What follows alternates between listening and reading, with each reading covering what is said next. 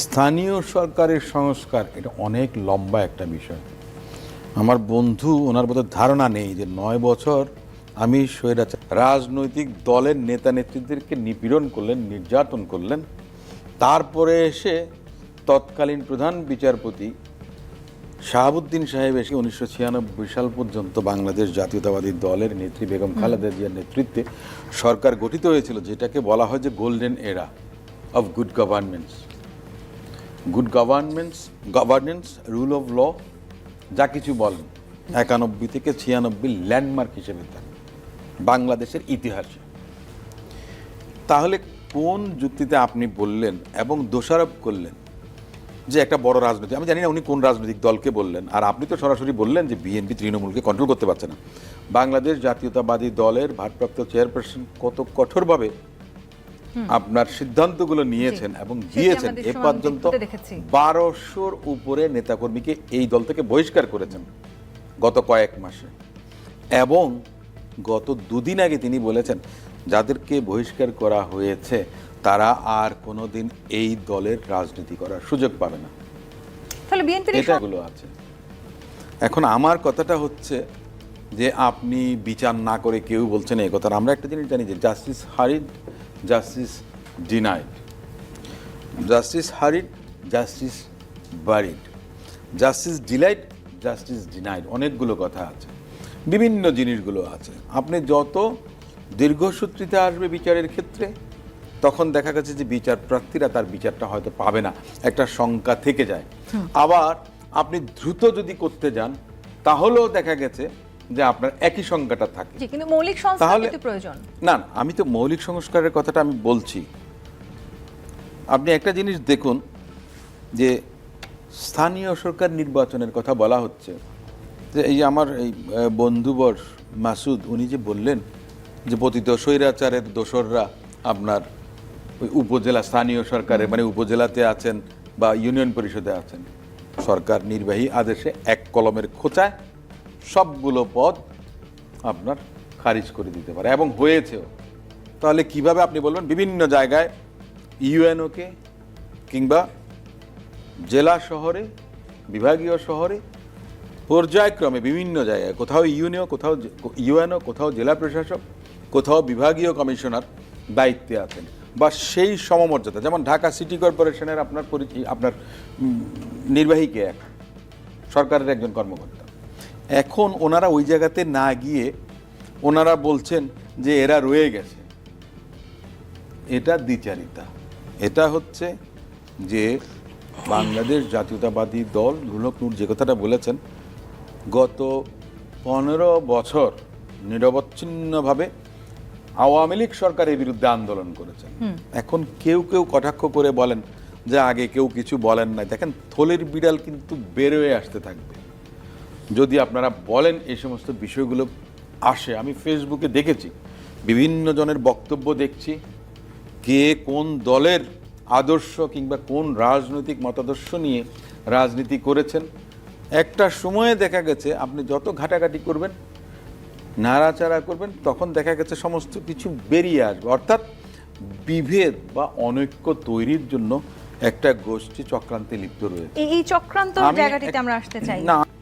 আপনার ৩২ নম্বরে হামলা হয়েছে, আওয়ামী লীগের নেতাদের বাড়িঘরে হামলা হয়েছে ৬ মাস পরে, তাই না? আমাদের একটা বিষয় আছে, আমি আইনের ছাত্র, তো এখানে আপনার একটা কুলিং অফ পিরিয়ড বলে কথা থাকে, যে পরিবেশ পরিস্থিতি শান্ত হবার মতো, তারপরে যখন আপনার বিয়ন্ড দ্যাট লিমিট যখন কোনো অ্যাকশন নেওয়া হয় বা সংগঠিত হয়, তখন সেটাকে ওই কুলিং অফ পিরিয়ডের মধ্যে আর ধরা যায় না।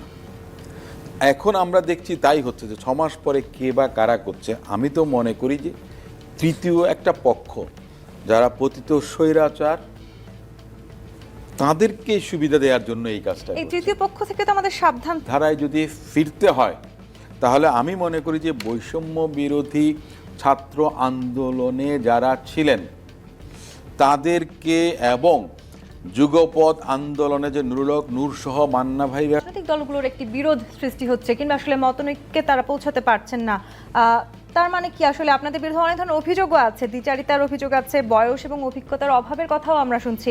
আপনি কি মনে করেন এসব কারণে আসলে আপনাদের সাথে রাজনৈতিক দলগুলো দূরত্ব আরো বাড়বে এবং সে কারণে নির্বাচনও পিছিয়ে যাবার একটি সম্ভাবনা আছে? না, আসলে হচ্ছে রাজনৈতিক দলগুলো বলতে আপনি কোন দলগুলোকে বোঝাচ্ছেন আমি বুঝতে পারি নাই। আমি তো দেখছি যে হচ্ছে সকল রাজনৈতিক দলের সাথে কিন্তু আমাদের দূরত্ব নেই। আমাদের দুই একটি রাজনৈতিক দলের সাথে আমাদের মতের পার্থক্য আছে। কারণ হচ্ছে একটা দল খুব দ্রুতই ক্ষমতায় যেতে চাচ্ছে, খুব দ্রুতই কিছু হোক সংস্কার আর না হোক, বিচার হোক আর না হোক, কিন্তু ক্ষমতায় যেতে হবে। বিচারের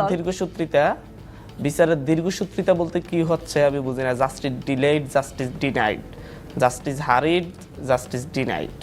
আমি দেখছি 180 দিন চলে গিয়েছে, এখনো বিচারের তেমন কোনো অগ্রগতি নেই। আওয়ামী লীগের রাজনৈতিক দল হিসেবে বিচারিক প্রক্রিয়া নিয়ে আসা দরকার, সেটি বলেছেন তারা।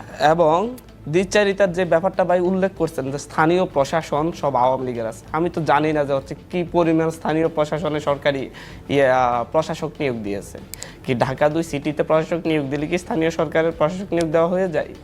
আপনার বাংলাদেশে প্রায় 4,500 ইউনিয়ন পরিষদ আছে। সেই 4,500 ইউনিয়ন পরিষদের কতজন চেয়ারম্যানের জায়গায় প্রশাসক নিয়োগ দেওয়া হয়েছে? মেম্বার আছে তার 9 গুণ, আপনি 13 গুণ 12 দিয়ে 4,500-কে আপনি হচ্ছে গুণ দেন, একজন মেম্বারকেও সরানো হয়নি। তাহলে আপনি এদেরকে জায়গায় রেখে মেম্বাররা কি শক্তিশালী না? সে তার গ্রামের সবচেয়ে পাওয়ারফুল লোকটাই হচ্ছে মেম্বার হয়েছে, যে একটা কেন্দ্র বাঁধার বেঁধে অস্ত্রশস্ত্র দিয়ে নিজে ভোট কারচুপি করতে পারছে। তা আমি বলছি যে এদেরকে সরকার যদি চাই এদের সকলকে সরাই দেয়, তাহলে হচ্ছে স্থানীয় সরকার ব্যবস্থা মানুষের দোরগোড়ায় যে সরকারি সুযোগ সুবিধা পৌঁছাবেই না, যার কারণে সরকার পারছে না যে হচ্ছে আওয়ামী লীগের সেই লোক, তবে আওয়ামী লীগের বিচারটা হোক। তবে আওয়ামী লীগের সেই সকল লোক যারা হচ্ছে ওনাদেরকেই যারা হচ্ছে নিয়মিতভাবে তৃণমূল নেতাকর্মীদেরকে, বিএনপি জামাতের সহ বিরোধী রাজনৈতিক দলের তৃণমূল নেতাকর্মীদেরকে মেরে তাদের ঘরের ভিতরে আটকে রেখে ইউনিয়ন পরিষদ, উপজেলা পরিষদের নির্বাচনগুলোতে সব ভোট কেটে নিয়ে গেছে, তাদেরকে নির্বাচন অযোগ্য ঘোষণা করা হয়। আমরা অন্যায় অবিচারের আমরা সবাই আছে তো ক্ষমতা আপনারা কি আছেন? ইউনুস সাহেব তো আর নাই, আপনারাও নাই। তাদেরকে দেখিয়ে দেন। আমি তো বলছি কারণ তারা প্রত্যেকে বৈষম্য বিরোধী আন্দোলনে তারা মামলার আসামি। আপনার বোধহয় অজ্ঞতা আছে এক্ষেত্রে, আপনি একটু ভালো করে জেনে নিন। আমি সুপ্রিম কোর্টের আইনজীবী, আমরা দেখি যে কি অবস্থায় আছে। আপনি যে কথাটা এমন ভাবে বলছেন মনে হয় যেন দেশটা তারা চালাচ্ছে। আপনি যে কথাটা বলছেন, না আপনি যে কথাটা বলছেন শুনেন, আমি বলছি আমি দায়িত্ব নিয়ে বলছি তারা প্রত্যেকই কোনো না কোনো রাজনীতিবিদ। আমি আপনাকে একটা কথা বলি শুনেন, ওদের আপনার মেম্বার চেয়ারম্যান মিয়া ভুইয়ার কথায় ভোট হয় না এই দেশে। এইটা আজ থেকে বহু বছর আগে চলে গেছে। আগে একটা সময় ছিল, এখন আর সেগুলো হয় না। একটু বোঝার দরকার আছে যে আপনার পট পরিবর্তনের পরে বহু ইউপি চেয়ারম্যানকে আপনার বরখাস্ত করা হয়েছে, ইউনিয়ন পরিষদের মেম্বারদেরকে বরখাস্ত করা হয়েছে। আমাদের এখানে হাইকোর্টে আপনার রিট করার জন্য আসে বহুজন। কেন আসে? তার কারণটা হচ্ছে যে দেখুন, সেটা তো আপনি সরকারকে জিজ্ঞেস করবেন, সেটা আপনি আমাকে জিজ্ঞেস করতে পারবেন না বা কাউকে জিজ্ঞেস করতে পারবেন না। আমি একটা কথা বলি, আপনারা যে বিষয়টা চাচ্ছেন, আপনারা নির্বাচনটাকে প্রলম্বিত করছেন, আর বিএনপি যেন তেন ভাবে যত তাড়াতাড়ি সম্ভব নির্বাচনে যেতে চাচ্ছে। আমি আপনাকে বলি, বিএনপির ভারপ্রাপ্ত চেয়ারপারসন বলেছেন যে 31 দফা যে বিএনপি যদি কখনো সরকারে যায়, বিএনপি জাতীয় সরকারের জন্য, মানে আপনাদেরকেও বিএনপি ক্ষমতা যাবে কিনা আমরাই জানি না। আমার কথাটা হচ্ছে যে বিএনপি যদি যায়, আমাদের দলের ভারপ্রাপ্ত চেয়ারম্যান সাহেব বলেছেন যে জাতীয় সরকার গঠন, অর্থাৎ গণতান্ত্রিক আন্দোলনে ফেসিস্টদের বিরুদ্ধে যারা রাজপথে ছিল তাদেরকে নিয়ে সরকার গঠন করবে। তো সেখানে যদি আপনার ইনক্লুসিভ গভর্নমেন্ট হয়, সেখানে যদি সবাই স্টেক হোল্ডার হয়, তাহলে দেশটা পরিচালনা করাটা সহজ। এটাও বলে দিচ্ছে যে জামাত থাকবে না, তাহলে ইনক্লুসিভ একটা দল তো বাদ। জামাত থাকবে না এই কথা আপনাকে কে বলেছে? জামাত থাকবে না এই কথাটা